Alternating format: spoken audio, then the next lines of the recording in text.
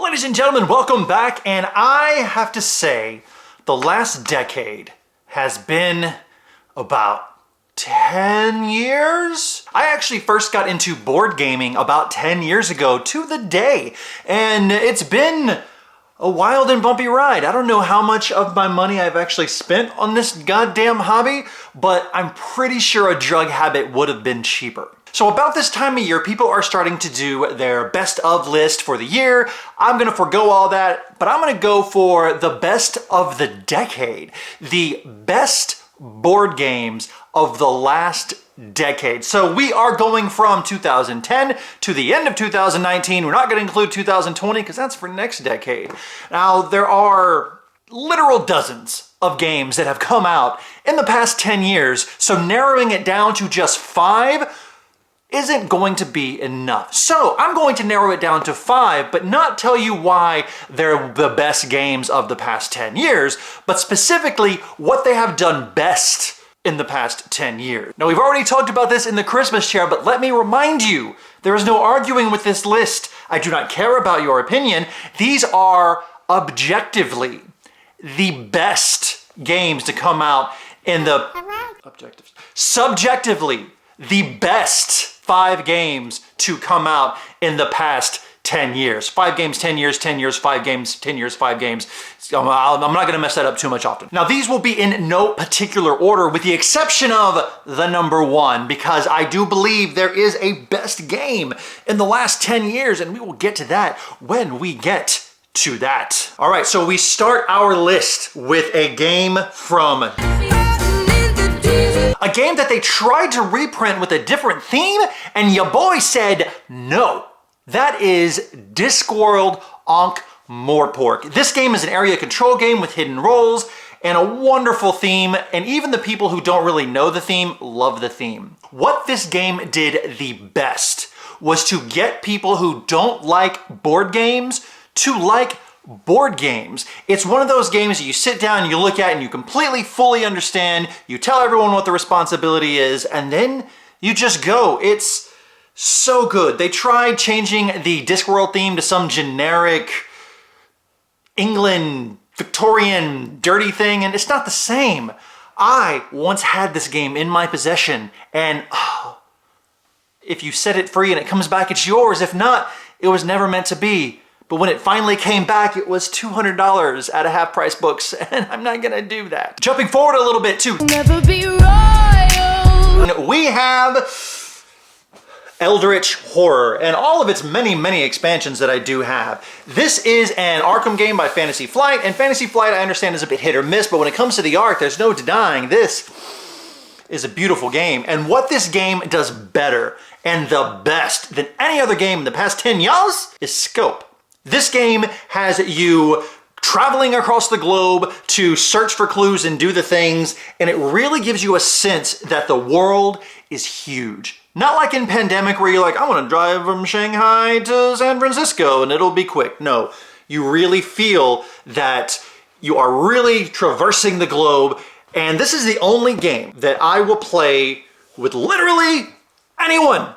I will play this game with anyone, and I have played this game with complete strangers. Not only complete strangers at a max player count of 8, and woo, it was 3 hours, and don't worry, we won, which is very, very rare because this game is very, very hard. It's a co-op game. If you haven't gotten it, it's better than Arkham Horror. It's better than Elder Sign, which I almost put on this list, but because of the scope and the way that this game tells stories and the way that this game is honestly, basically infinitely replayable. That was a lot of Lees, and it's great. Take a look at this. Look at all them expansions. And there's like 6 of them in this box. Not Abyss, obviously. But it fits the same theme with the Spooky Spooks. All right, jumping forward. Why you gotta be so rude? We have...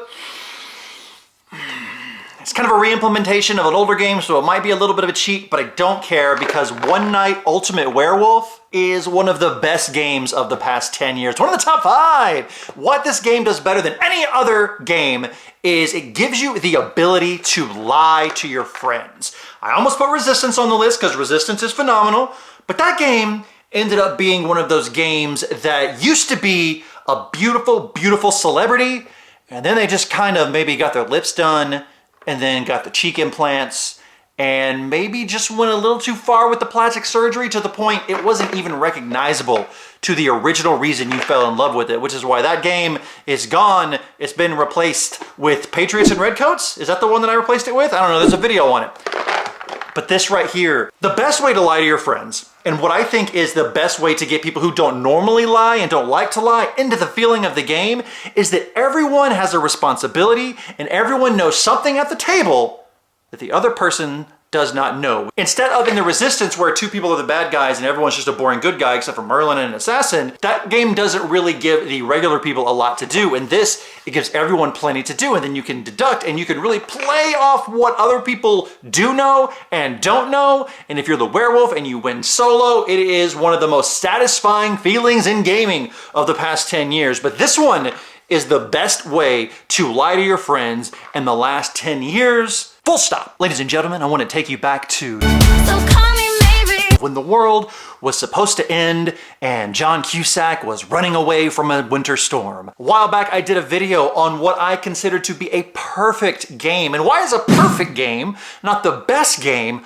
of the last 10 years? We'll get to that in a moment. But first, I just have to talk about Tokaido one more time. This game came out in 2012 and it is beautiful. This is one of the best games ever made, period, and hands down one of the best games in the past 10 years. What this game does better than any other game, not only in the past 10 years, but probably in the history of gods ever, is make you not care about who won. Most of these games will boil down to, oh, it's not how you play the game, it's not winning or losing how you play the game, blah, blah, blah. This is, as I mentioned, a game you don't play to win, it's a game you don't play to lose, it's a game you play to play and hang out with the people that you love.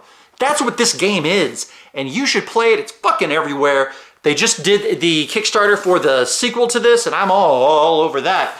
But this is really a game you don't really care about winning anymore. You don't care about losing. You just enjoy the experience. We sit down for a game of Lost Cities, I care about winning. We sit down for a game of Underwater Cities, and I care about winning. We sit down to a game that's maybe not about cities, I still do. I still care about winning. But not when it comes to Tokaido. Tokaido, I just care about playing. And anytime I can get this to the table is one of the best experiences ever. And that's what this does better than any other game in the history of games, is really just makes you enjoy the journey. Because it's not the journey, it's the destination. License plate. Bumper sticker? One of them. So here we come. I've just gotten into the hobby. I've played some Mr. Jack Pocket, I've played some Fantasy Flight games, I've played a whole lot of games. In the past 10 years, I have played dozens, if not hundreds of dozens of games.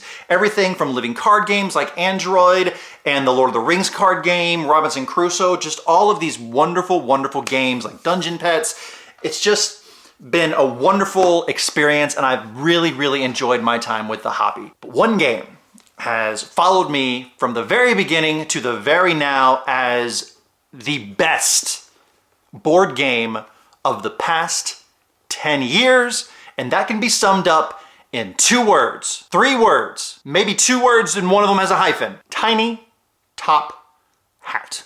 Ladies and gentlemen, the best game in the last 10 years is Last Will. This is a game in which your uncle died, hooray! And to prove that you deserve his vast millions of dollars or pounds or whatever their money is in the Czech Republic, is to spend a little bit of money to get a lot of money. And the first person to spend all their money and go into the debt the most gets the rest of his fortune.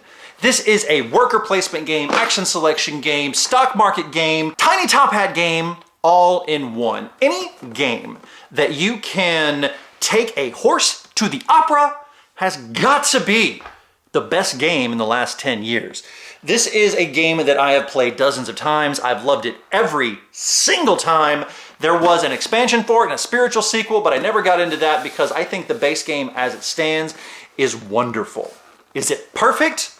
Not really. Some of the weird finicky stuff as far as modulating some stock market things and the housing and then going into debt fully, they can get a little wonky, but really, it's the imperfections that really make you care about things the most. You watch a movie like The Star Wars, and they've messed with Han Solo shooting first again. But it's those little imperfections that remind you that, oh, yeah, this is from another time, and this is This is wonderful. Not everything from Another Time is good, but some of the stuff is. This is 2011. Wonderful. So this game's imperfections make me understand why I love it. When I get it around the table and I play with anyone at any player count, 2, 4, 6, 8, this game is fucking great. And it is hands down the best game of the last decade. Is it the best game of all time? Well, no, because once we go back a few years, we start getting into things like Chinatown and Chaos in the Old World and Zularedo, and that's a video for another time. But this, however, if you haven't played Last Will, it is the best game of the past 10 years. One of the best games of all time. And if you go back all the way to when I first made this channel, it was one of the first of the 5 that went directly into the hard 100, and it's not going anywhere. I can tip my hat to you. Oh, what does it do the best out of everything?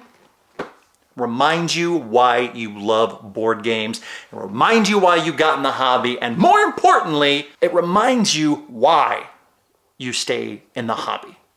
Mwah!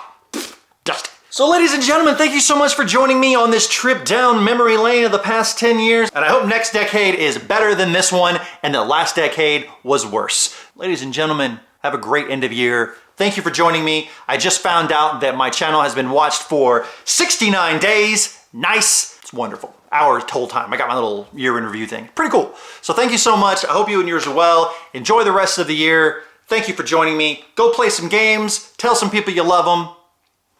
Have a good time. Peace out.